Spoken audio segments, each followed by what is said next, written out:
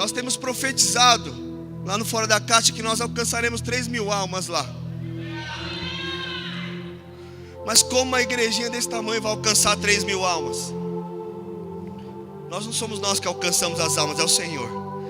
A gente só dispõe a ir lá todo sábado, final do mês, a tocar nosso batuquinho lá, nosso violãozinho desafinado, e clamar pelo mover de Deus na Zona Leste. É isso que nós fazemos. Eu estava hoje, irmãos, orando. Eu tinha combinado com a minha esposa que nós íamos passar a madrugada escrevendo a palavra. Não conseguimos, a gente dormiu. Acordei hoje de manhã para meditar, mas eu já tenho meditado nesse texto há alguns meses. E o Senhor ministrou no meu coração alguns sinais de que o mover de Deus está agindo no nosso meio e aqui na terra. E antes eu vou ler o texto de Atos, capítulo 2, que fala do Pentecostes, porque não tem como falar de mover de Deus sem falar do Pentecostes. Mas antes de entrar no tema, eu quero falar alguns fatos. Jesus, depois dele ressuscitar, ele permaneceu na terra com os apóstolos por 40 dias.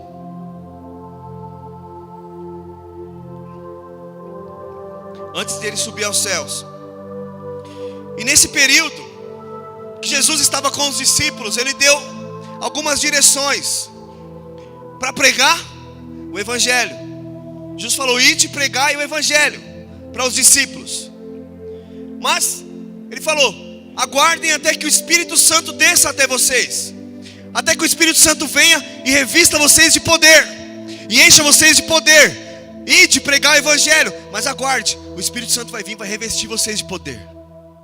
Vocês vão pregar o evangelho, mas vão pregar com poder, com ousadia. E ele falou: aguarde até que isso aconteça. E no dia de Pentecostes, que acontece 50 dias após a Páscoa, quando o contexto ali, os judeus traziam as primícias das colheitas para oferecer ao Senhor, aconteceu nesse momento, nesse contexto, a descida do Espírito Santo.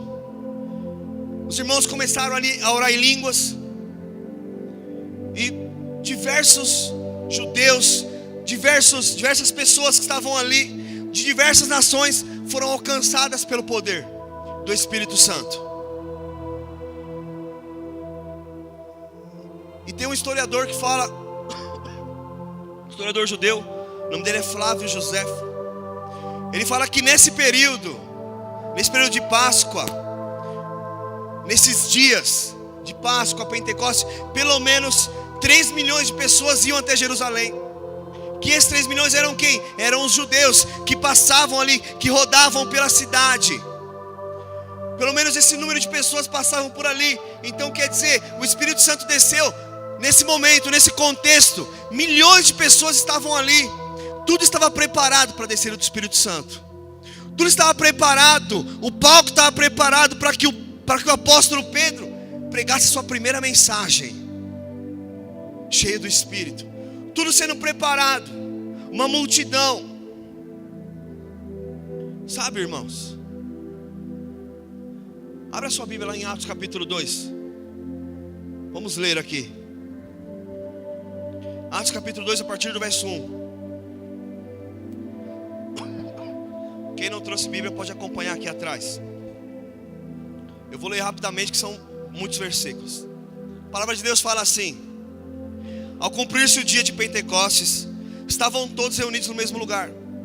E de repente veio do céu um som, como de um vento impetuoso, e encheu toda a casa onde estavam assentados. E apareceram distribuídas entre eles línguas como de fogo, e pousou sobre cada um deles. E todos ficaram cheios do Espírito Santo, e passaram a falar em outras línguas, segundo o Espírito lhes concedia que falassem. Ora, estavam habitando em Jerusalém judeus, lembra, 3 milhões de judeus, cerca de 3 milhões, homens piedosos, vindos de todas as nações debaixo do céu. Olha o contexto, irmãos. Todas as nações estavam ali para ouvir isso, em Jerusalém. Quando, pois, se fez ouvir aquela voz, afluiu a multidão, que se possuiu de perplexidade, porquanto cada um os ouvia falar na sua própria língua. Estavam, pois, atônitos e se admiravam, dizendo: vede, não são porventura galileus todos esses que estão aí falando? E como os ouvimos falar cada um em nossa própria língua materna?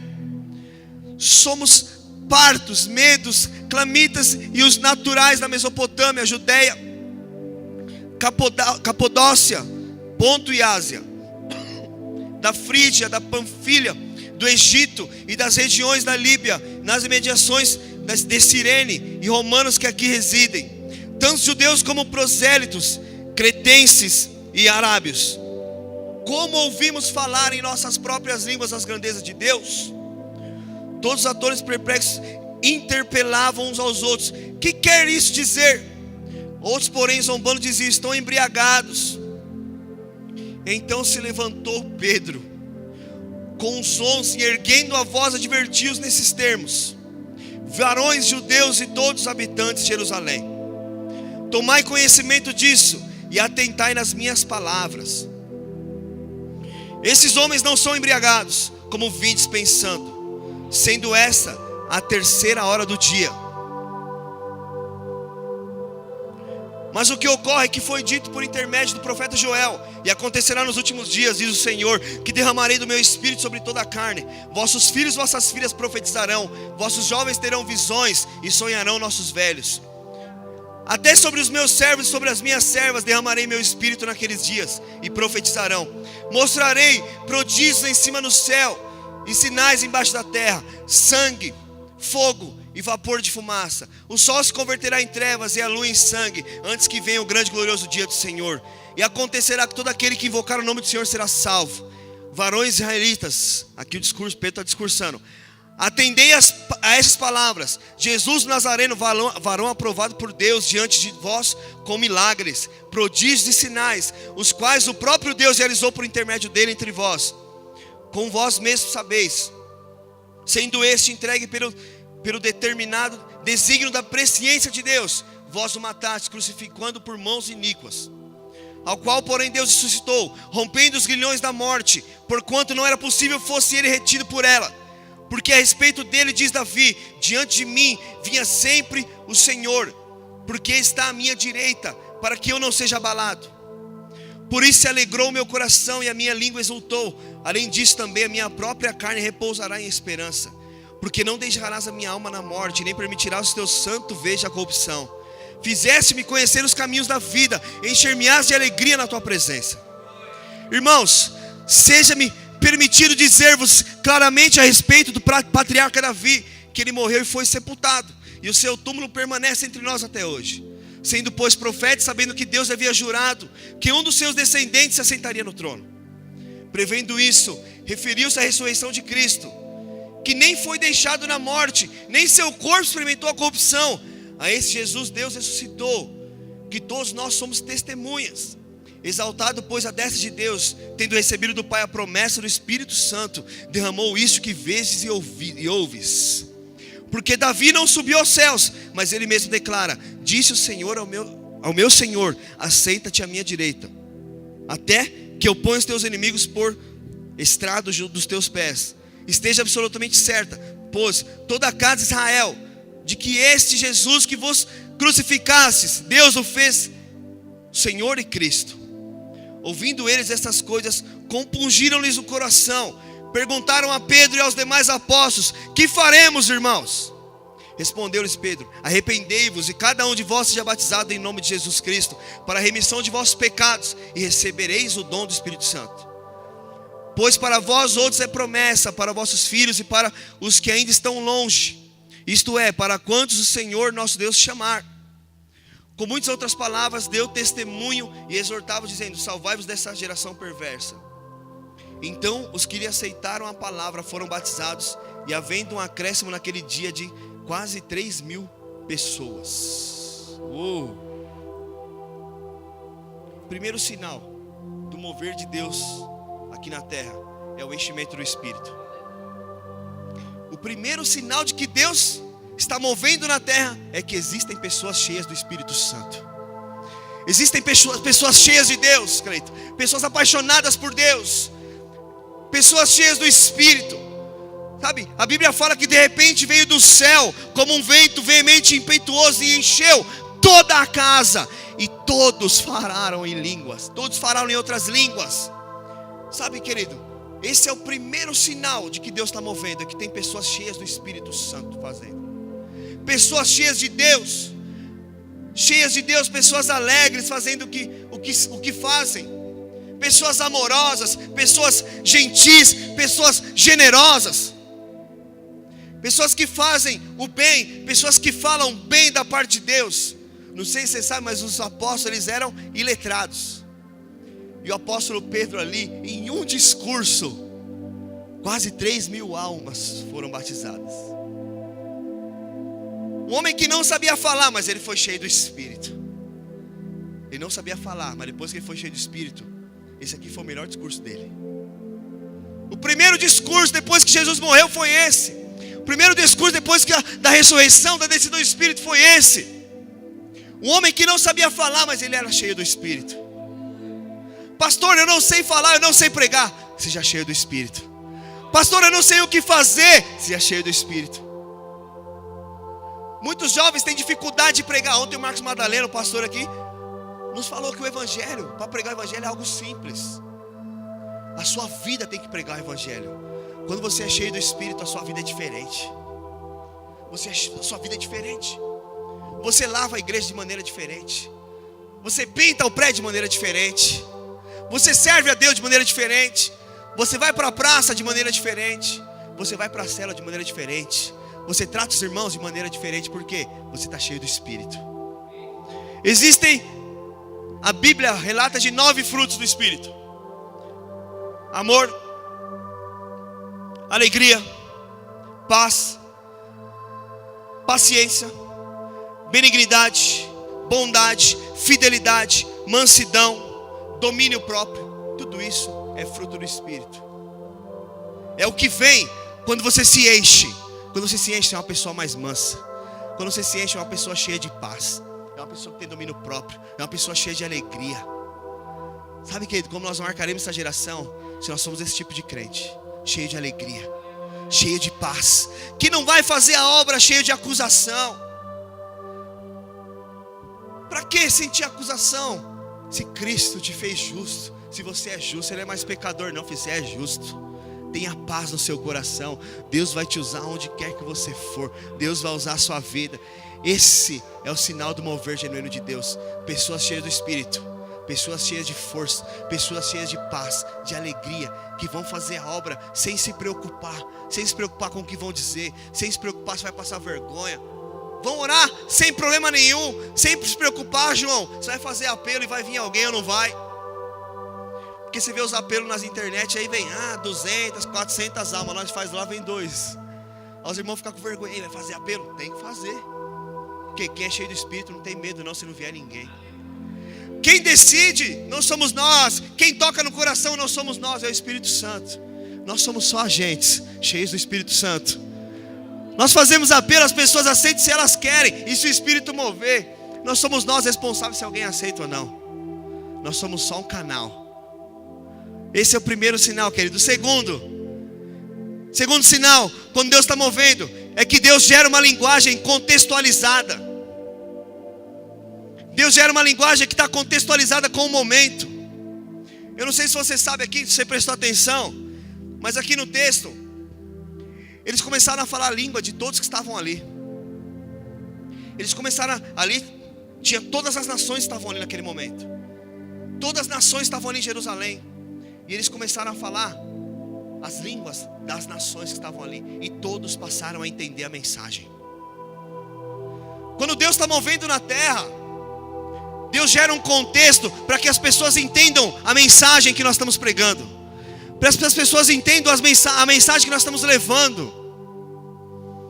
Muitos irmãos vêm e me perguntam: pastor, o que você faz do Fora da Caixa?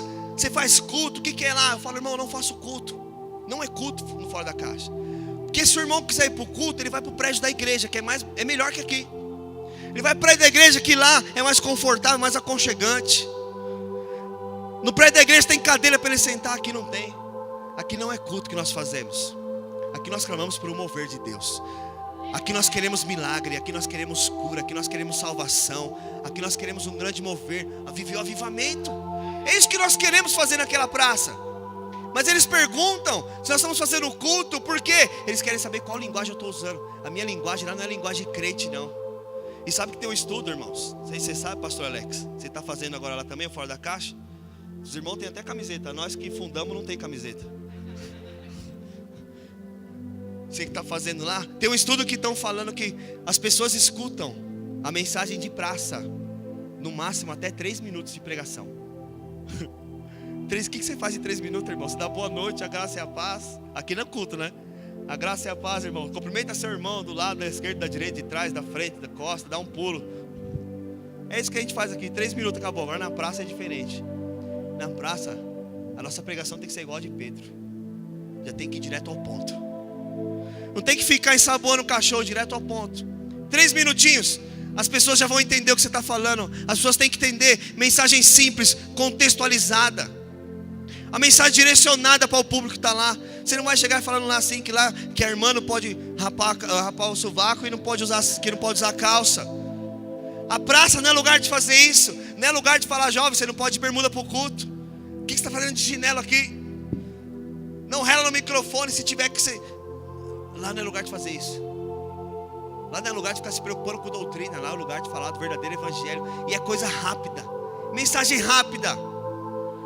Tem assuntos que nós deixamos para falar na igreja. Lá não é esse tipo de lugar. Contextualizar a mensagem. Todos ali começaram a entender. Deixa eu falar algo para você, jovem. A nossa linguagem tem que alcançar todo o público que nós pregamos. A nossa pregação deve ser tão simples, pastor Igor, que as pessoas simples têm que entender. As pessoas mais simples que estão sentadas nesse banco da igreja têm que entender. Os irmãos aqui, as minhas mensagens são muito simples. Good jobs, pregação simples. Eu não fico muito estudo teológico, não fico falando essas coisas, porque assim, irmãos, tem coisa que é complicado de explicar em 30 minutos. Que dirá em 10 na praça. Que ninguém te escuta, ninguém está te ouvindo, você não tem microfone, fica parecendo um pintinho gritando lá na praça.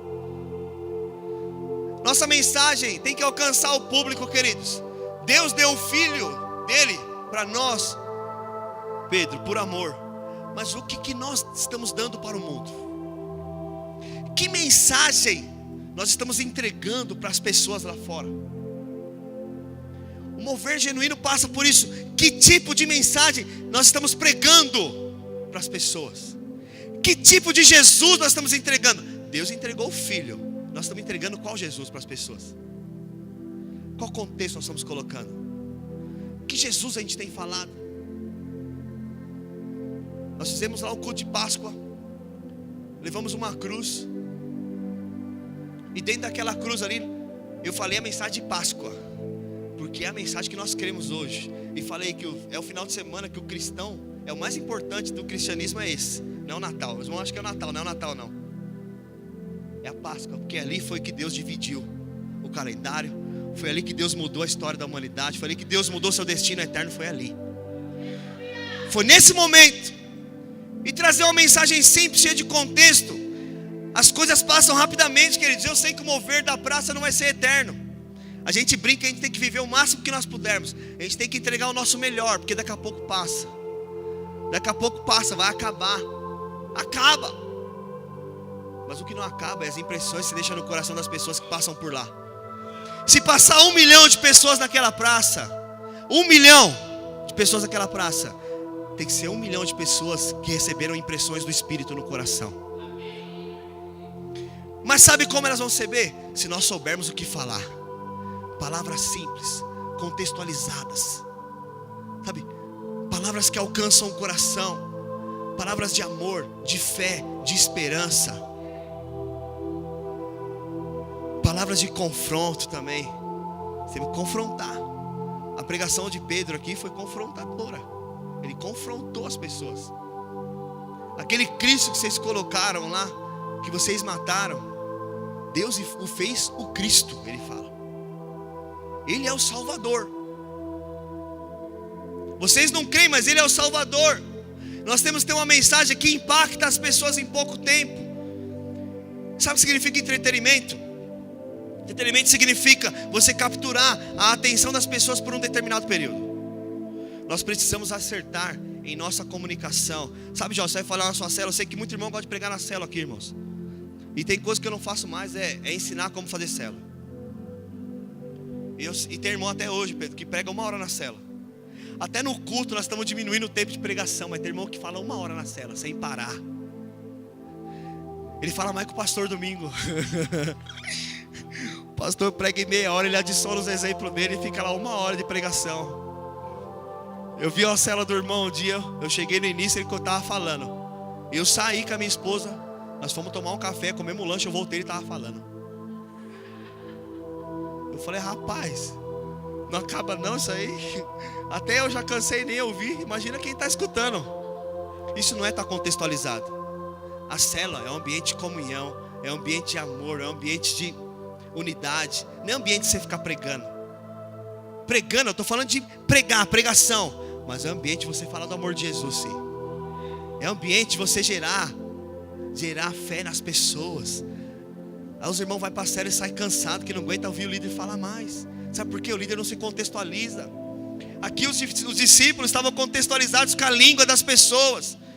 Mas eles que escolheram isso? Não, foi o Espírito Santo que moveu através deles. Nós precisamos do mover do Espírito em nós, querido, para que Deus nos dê a direção, para que Deus nos dê a criatividade, para que Deus nos dê uma mente criativa. Nós precisamos estar cheios do Espírito. Nós precisamos de uma direção do Espírito, para que Deus nos dê uma mente criativa. Porque o mundo é muito criativo, irmãos. Aquele irmão que estava aqui hoje, aquele pastor, ele é muito criativo. Assim, desde 2015, nós pagamos muito pau para ele. A gente vai atrás, faz tudo. A gente copiou um monte de coisa dele aqui. Um monte de coisa que ele faz. A fila das baladas que eu falo, que a gente falava que ia fazer, é ele. Ele que faz. Eu aprendi com ele. Eles são doidos, mas eles são contextualizados. Eles vão chegar na frente da balada e vão ficar falando o que lá? Vão ficar dando porrada nas pessoas. Vão passar igual aquele irmão. Eu vi isso lá perto da sua casa, pastor, aqui no apartamento aqui, ó. Um irmão com a bicicletinha com um megafone. Fala, não, raça de capeta do inferno, víbora, seus malditos, seus fumantes, vai tudo pro inferno. Com o negócio aqui gritando aqui, ó. Você vai se sentir mais amado ou vai se sentir pior? Porque até eu fiquei mal. Até eu que sou crente fiquei mal. Porque quem é bom o bastante ao ponto de ouvir algo disso? Ninguém. Mas ele acha que ele é bom com a bicicleta dele. Não tem contexto. Não sabe falar a língua das pessoas. A língua das pessoas não é essa. As pessoas precisam de uma palavra de esperança. E sabe qual que é a verdadeira esperança? É o Senhor dos exércitos. É Ele que é a verdadeira esperança. É aquele que morreu para nos dar vida. Terceiro, vamos repetir aqui. O primeiro, gera enchimento do Espírito, pessoa cheia do Espírito. O segundo, uma linguagem contextualizada. O terceiro, quando Deus está movendo, Ele levanta pessoas ousadas. Quando Deus está movendo na terra, tem que ter pessoas ousadas para responder o chamado de Deus. Pessoas ousadas têm que se levantar, irmãos. Aqui, quem foi o ousado que se levantou? O apóstolo Pedro. Estavam ali zombando deles, chamando eles de bêbado. Alguns estavam falando, rapaz, ele está falando minha língua, o que está acontecendo? Todo mundo confuso, maior confusão. Irmão, não tinha 10 pessoas lá não, filho. Tinha milhões de pessoas, milhares de pessoas. Aquela bagunça, ninguém entendia nada. Mas o Espírito Santo estava movendo ali na hora. Ninguém estava entendendo nada, aquela bagunça santa. E os judeus preocupados, o pessoal desesperado. Mas eu estou entendendo o que eles estão falando. O apóstolo Pedro se levantou em ousadia e começou a pregar a palavra da graça. Começou a pregar a palavra de Cristo. Começou a gerar fé. Porque a fé vem pelo ouvir a palavra de Cristo. A palavra de Cristo. A palavra da graça. A palavra do amor. A palavra da esperança. A fé vem por isso. Pessoas ousadas têm que se levantar para pregar a palavra. Mas não é qualquer tipo de palavra. Você não pode chegar lá e pregar os 10 mandamentos e falar, quando você cumprir os 10, você pode vir aqui. Quando você conseguir cumprir os 10, você está apto para liderar uma célula. Quando você conseguir cumprir os 10, está apto para ser pastor. Se fosse assim, tinha que mandar todo mundo embora aqui da igreja. Não é essa a palavra que gera fé. A palavra que gera fé é aquela que fala que Jesus já cumpriu tudo por nós. Você não precisa cumprir mais nada. Você só precisa ter fé. Só precisa crer, confessar com a boca e crer no coração. Confessar e se apropriar. É confissão e apropriação. Então pessoas ousadas falam essas palavras. Eu me lembro quando a gente iniciou o Fora da Caixa, irmãos. Eu comecei a travar. Por quê? Eu não imaginava que ia tudo aquilo de gente na primeira reunião. Eu falo até hoje pro João. Porque a gente sentou, planejou. Reuni aqui uns irmãos aqui que tinham desejo de ter um ministério como esse, que estavam mais próximos de mim. Fomos lá tomar um café, milkshake, que o João que levou nós, né, milkshake. Fomos tomar um milkshake e a gente conversou ali. Eu falei para eles, cara, vocês querem viver algo bom, algo grande? Porque assim, se nós não fizer, alguém vai fazer. Alguém vai fazer. Nós vamos participar, porque eu quero participar. Vocês querem estar à frente? Se vocês quiserem, vamos fazer agora. Nós vamos sair daqui e vamos fazer. Vamos sair daqui decidido, mas nós vamos dar nosso melhor. A gente se reuniu, vamos lá. A gente esperava umas 650 pessoas, irmãos. Na primeira reunião, acho que já tinha umas 400 pessoas na primeira reunião. Primeira reunião. Metade, eu nunca tinha visto na minha vida. Apareceu do nada lá naquela praça. Os irmãos estavam lá na primeira, quem estava na primeira reunião? E eu cheguei, aí começou, o que nós vamos pregar, o que nós vamos fazer, o que nós vamos cantar. Eu não sabia nem o que eu ia fazer, porque eu não imaginei que ia estar daquele jeito. Aí Deus falou no meu coração, aqui as pessoas querem ter experiência. E nosso propósito é esse, todo sábado gerar uma experiência nas pessoas, da vida delas. Uma experiência que impacte a vida delas. Uma experiência que ela se lembre daqui 10 anos, fala, rapaz, naquela praça eu vivi algo sobrenatural. E eu falei, nós vamos gerar isso. Mas eu tinha medo de falar isso. Como eu vou fazer isso com pessoas que eu não conheço? E no primeiro dia eu não tinha nem microfone, lembra? Foi o dia do megafone. Compramos um megafone, achamos que nós íamos estourar com o megafone. Ninguém ouvia nada. Ficava parecendo um idiota com aquele megafone aqui, ninguém escutava nada. O pessoal não está dando para ouvir. Aí você fingia que não escutava também. E continuava falando. Por quê? Se for ficar escutando, você para de falar. Aí eu ficava, pastor, ninguém está ouvindo. E continuava falando. Ninguém está ouvindo, nem eu estou ouvindo. Vamos embora, vamos para cima. O importante é ter uma experiência aqui. O que eles tiverem que ouvir, eles vão ouvir. O que eles precisam ouvir, Deus vai falar com eles. Se for só uma frase, Deus vai falar com eles. Se for uma palavra, Deus vai falar com eles. Se for a pregação inteira, eles vão escutar. Por quê, irmãos?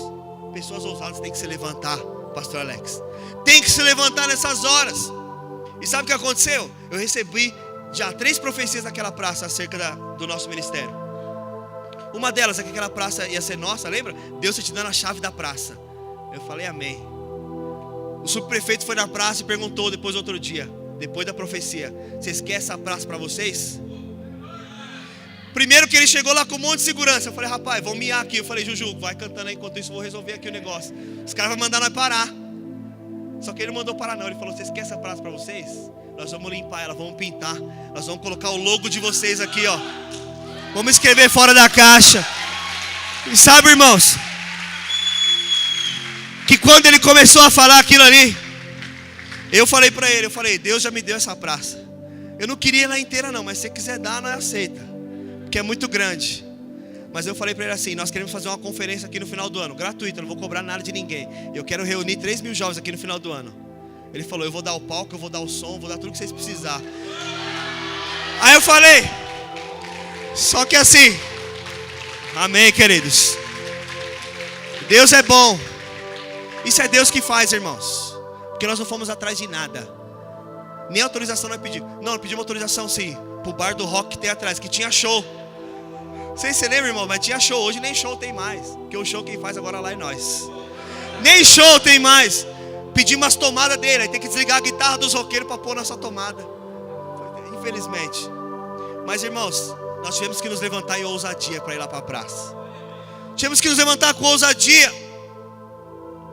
E nós estávamos ali naquela praça.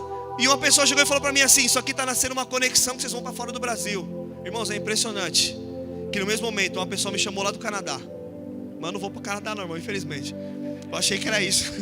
Ele me chamou, porque ele assistiu o nosso vídeo ao vivo, começou a falar, começou a me pedir dicas, o que eu posso fazer. Eu falei, irmão, tem coisa que só posso falar pessoalmente. Eu falei, irmão, tem coisa que é só...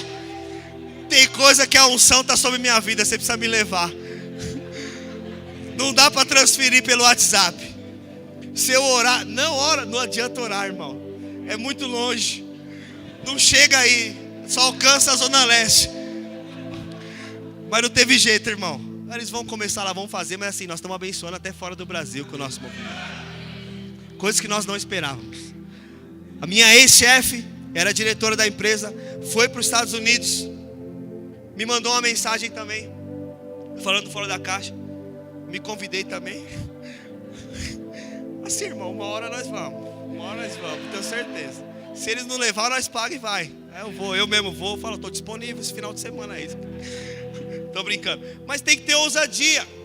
E ontem nós estávamos aqui, um amigo meu, que eu trabalhei com ele, tinha 16 anos. Ele começou a mandar mensagem no Facebook. Júlio, pelo amor de Deus, dá seu telefone, me dá seu telefone. Eu falei, rapaz, o que vai pedir, né? Eu tô devendo, será? Comecei a pensar. Dei meu telefone, ele me ligou na hora. Falou, cara, você é conhecido aqui na minha cidade, Botelhos, Minas Gerais. Eu falei, é mesmo? Comecei a pensar em alguém que eu conhecia de lá. Eu falei, Botelhos. Eu falei, mano, o que aconteceu? Aí ele falou, algumas igrejas estão se reunindo aqui para fazer um movimento aqui na rua. Aí eu já comecei a pensar fora da caixa. Eu falei, é mesmo? Mas o que tem a ver comigo? Aí eles falaram, nós estamos sendo impactados com um movimento lá de São Paulo. E ele foi nessa reunião das igrejas. Ele me falou no telefone. E lá no meio da reunião ele falou. Aí falaram, nós estamos pensando em convidar esse cara para vir aqui, para Botelhos. Aí ele falou, mas quem é? Na hora que ele foi ver, era eu. No perfil. Aí ele falou, cara, eu conheço esse maluco aí. Trabalhei com ele e tal, é amigo meu. E ele me ligou. Ele falou que os caras estão pensando em alugar um teatro lá, mano. Ia juntar as igrejas pra gente falar de movimento lá. Aí eu falei, rapaz, eu vou ver na agenda como tá aqui.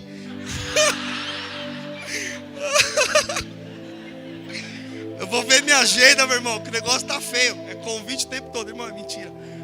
Tem nada não, filho. Mas eu falei pra ele, ó, brother. Falei, cara, eu tô aqui pra abençoar vocês. Se vocês fizerem, se tiver 10 pessoas eu vou, se tiver 5 eu vou, se tiver 1000 eu vou. Não é isso que importa na quantidade.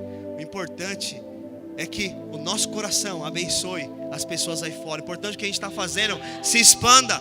Mas isso começou, querido, porque Deus, primeiro, tem um propósito na terra.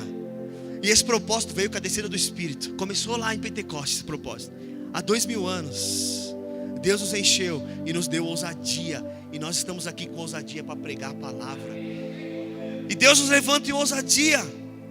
Sabe, querido, há poucos dias atrás de Pedro pregar isso, ele era conhecido como aquele que negou Jesus. Sim ou não? Ele negou Jesus, você está lembrado? Mas como que o homem que negou Jesus estava sendo usado para pregar a palavra, irmãos? Deixa eu falar algo para você, jovem. Talvez você aí, todo pecador miserável, acho que Deus não pode te usar. Deus vai te usar. Deus vai te encher do Espírito. Deus transformou a vida de Pedro. Pedro não era mais aquele homem. Pedro agora era outro homem. Pedro foi restaurado. Pedro restaurou a identidade. Pedro agora era cheio do Espírito. Ele podia falar com ousadia. Amém, querido? Quarto sinal. Existe uma mensagem que glorifica a Cristo. Aqui o apóstolo Pedro no verso 22 fala assim: escutai essas palavras. A Jesus Nazareno, homem aprovado por Deus, glorificando Cristo. Ele não está falando, eu sou bom, eu, Pedro, andei com ele. Não, ele fala isso. Ele está falando, Jesus, aprovado por Deus, entre vós com maravilhas, prodígios, sinais, que Deus, por ele fez no meio de vós. E como vós bem sabeis, a este foi entregue pelo determinado conselho da presciência de Deus. Aí ele fala que vocês prenderam ele e mataram ele. Então, em nenhum momento ele fala da vida dele aqui. Ele fala de uma mensagem que glorifica Cristo. Todas as mensagens devem glorificar Jesus. Nós fazemos nosso movimento fora da caixa, está expandindo, está crescendo, as pessoas estão vendo. Amém. Glória a Cristo. Porque é através da palavra dele que nós temos hoje sabedoria, nós temos ousadia, nós temos uma palavra queimando no coração. Porque Jesus morreu na cruz. Porque a ele foi dado primeiro. Porque ele foi entregue primeiro. Porque ele veio primeiro. Depois nós podemos fazer. Porque ele curou primeiro, nós podemos curar. Porque ele fez sinais primeiro, nós podemos fazer. Porque ele foi ousado, porque ele fez, nós podemos fazer. Nós não somos melhores que Ele. Nós estamos aqui para glorificar a Cristo. O mover genuíno de Deus, um sinal do mover de Deus, é que a mensagem glorifica a Cristo. A mensagem glorifica a cruz. A nossa mensagem deve ser cristocêntrica. Nossos atos têm que glorificar Cristo. Os nossos valores devem glorificar Cristo. Agostinho disse que devemos pregar a Cristo em todo o tempo. E se necessário, usar palavras. Você deve pregar Jesus o tempo todo. Se for preciso, se for necessário, se tiver necessidade, você usa alguma palavra. Porque a melhor maneira de pregar, querido, é com as suas atitudes. A melhor maneira de pregar é com a maneira que você vive, com a maneira como você enxerga Jesus. Quinto sinal: existe arrependimento. O apóstolo Pedro, pregando a mensagem, falou de Cristo. Mas o que houve depois disso? O que deve acontecer depois da mensagem? O que deve acontecer depois que pessoas cheias do Espírito falam? Arrependimento. As pessoas devem se arrepender. A Bíblia fala que ouvindo isso, compungiram-se o seu coração e perguntavam a Pedro e aos demais apóstolos: o que vamos fazer daqui em diante? Eu lembro quando eu fui para o encontro com Deus. Eu tive uma experiência genuína naquele encontro, irmãos. Eu lembro, até hoje, daquele encontro. E quando eu cheguei do encontro, eu cheguei em casa, a gente se reuniu lá em casa, e eu falei: é inevitável o que aconteceu conosco. Reuniu eu, a Camila e o Diego. A Camila era minha namorada na época. O Diego era meu irmão também já, naquela época. Já era meu irmão. A gente se reuniu, eu falei: e agora, cara? Nós vamos ser crente? Porque eu falei: cara, aconteceu alguma coisa comigo lá esse final de semana. Alguma coisa aconteceu. Eu fumava, não fumei mais. Usava droga, não usei mais. Fumava narguilha e não fumei mais. Eu bebia, não bebi mais. Alguma coisa aconteceu comigo nesse final de semana. O que nós vamos fazer agora? Isso é arrependimento. Você chegar nessa condição de entender. Essas pessoas ouviam os discípulos falar, ouvia Pedro falar, eles se perguntaram: o que nós vamos fazer agora então? Nós entendemos a mensagem, mas e aí, o que nós vamos fazer? Nós precisamos fazer apelo, nós precisamos pregar o evangelho. Que eles vão almoçar com a tua família, faz apelo para eles aceitarem Jesus lá no almoço. Você vai fazer célula, faz apelo toda a célula. Tem irmão que vai aceitar Jesus toda a célula, mas faz de novo, até ele aceitar de verdade, até Jesus tocar ele de verdade. Porque tem que gerar arrependimento, tem que gerar mudança de vida. Na história dos avivamentos, querido, pessoas choravam desesperadas, arrependidas pelos seus pecados. Desesperadas, arrependidas pelos pecados. Quando o mover de Deus pega, irmãos, as pessoas não são mais as mesmas. Você crê nisso? Sabe, irmãos, eu creio que a cada conferência, não só conferência, a cada culto, nós saímos diferente de como nós entramos. Nós saímos diferente. Não tem como sair o mesmo. Não tem como você pregar uma palavra de graça, uma palavra de esperança, uma palavra de amor, e a pessoa continuar a mesma. Algo vai acontecer na vida das pessoas. Quando o mover de Deus pega na terra, algo acontece. Por isso que eu creio que nós vamos impactar a Zona Leste. Eu tenho algo no meu coração, irmãos. Eu tenho algo muito forte no meu coração, que esse lugar aqui vai ser impactado pelo poder de Deus. Mas Júlio, vai ser avinho novo? Irmão, eu não sei se vai ser avinho novo, mas que nós vamos estar lá, nós vamos estar lá. Que nós vamos participar, irmãos. Que eu vou estar pulando lá, Juju, vou estar cantando Deixa Queimar. Eu vou estar pulando lá. Não sei que música vai estar acontecendo no dia, vai estar rolando, mas eu vou estar lá gritando. Sabe por quê, querido? Porque o meu desejo é viver o mover de Deus aqui nessa terra. O meu desejo é ver Deus movendo. O meu desejo é ver Deus agindo. E o meu desejo é ver você sendo usado por Deus aqui nessa terra para o mover acontecer. Esse é o meu desejo. Meu desejo não é ter dinheiro, até porque nem dinheiro nós temos. Não é esse desejo. Nosso desejo, irmãos, é que o reino se expanda, é que o reino cresça. é que a palavra seja pregada, é que as pessoas se arrependam, é que as pessoas se convertam, é que as pessoas recebam o amor, a graça e a verdade da palavra de Deus. E por último, o que o mover de Deus, qual que é o sinal do mover de Deus? O último sinal é que há conversão de almas. Não tem como a gente clamar pelo mover de Deus, sendo que esse mover vai culminar, vai resultar em conversão de almas. Não tem como nós clamarmos por algo de Deus, por algo espiritual, por algo diferente. Não tem como nós clamarmos para Deus tocar a nossa geração, sem que as almas sejam tocadas, sem que o resultado disso sejam pessoas se arrependendo e pessoas se convertendo dos seus maus caminhos. Não tem como isso acontecer. A Bíblia fala que cerca de 3.000 almas se converteram naquela pregação de Pedro. Essa é a palavra que Deus colocou no meu coração para o nosso movimento Fora da Caixa. Haverá o dia que nós teremos 3.000 almas se convertendo no nosso movimento. Como isso vai acontecer? Não sei. O mover não é meu, o mover é de Deus. Não sou eu que fabrico o mover de Deus. Eu estou aqui para viver, eu estou aqui para subir na onda, estou aqui para surfar a onda. Se Deus está surfando agora, Deus jogou a onda do mover, nós estamos aqui para surfar. Amém, Jonas? Estamos aqui para surfar. Nós vamos para cima, nós vamos dar o nosso melhor, nós vamos investir nosso dinheiro, vamos investir nosso tempo, vamos investir nossos dias, para que o mover de Deus nos alcance, para que Deus olhe para nós e enxergue algo em nós. E esse algo que Ele vai enxergar em nós vai resultar num mover genuíno que vai marcar a nossa geração. Que vai marcar a nossa geração. Que os seus filhos vão se lembrar. Que os seus filhos vão contar essa história. Que os seus filhos vão falar: o meu pai participou, a minha mãe participou. Sabe o que aconteceu na Zona Leste lá nos anos 2000? Meu pai participou, meu pai estava lá. Vai ser contado nos livros.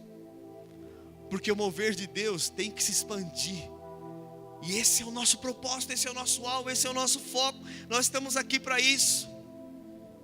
Quantos querem viver isso comigo, irmão? Se mover de Deus.